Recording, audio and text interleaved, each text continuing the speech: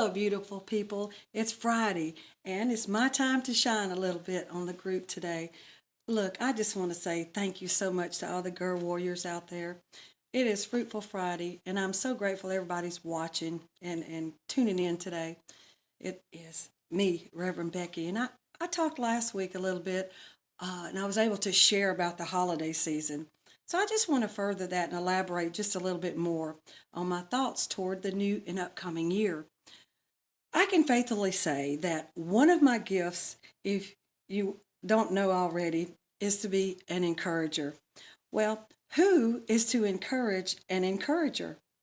I go to the Bible and I look for it. I look for examples and I see things that I've written down that I can take account as a witness that encourages me. And I want to share just a few of those here, right here today with us.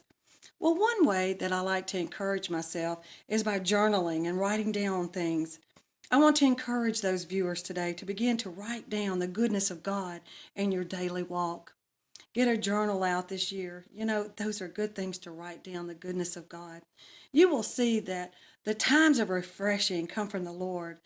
As days go by and weeks into months, at the beginning of next year, you can look back as a type of memorial book for the faithfulness and the goodness of God. And that is such an encouragement to be able to do that.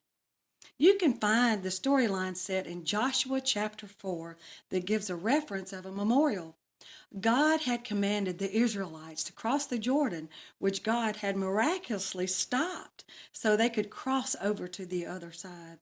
And he led the 12 tribes of Israel into the riverbed to remove stones or boulders from the riverbed to erect a monument or a memorial to God's love and his assistance, and they had witnessed that day. These memorials will ignite our faith. It reminds us of God's faithfulness. It creates an attitude of gratefulness and builds our confidence and trust in Jesus.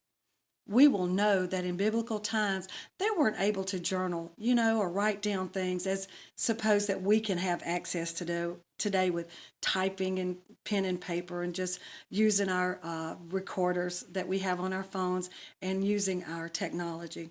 Over the years, I have in my journaling personally experiences that I can look back and see the goodness of God. And, above these things I mentioned, that it builds confidence and faithfulness and reassuring my faith and renewing my heart of gratitude as I look back and enjoy these memories of that last previous year. It is a good thing to put our first fruits in order at the very beginning of the year. Proverbs 3:9 speaks of honoring God with our first fruits and the blessings involved in doing so.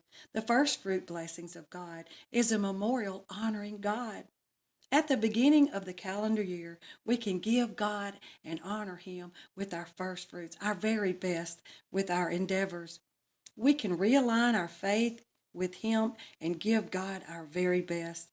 As we reflect throughout the year on journaling daily, our affairs become a good practice and a wise steward of the goodness of God and can bring a heart of gratitude and reestablish our faith and encourage ourselves.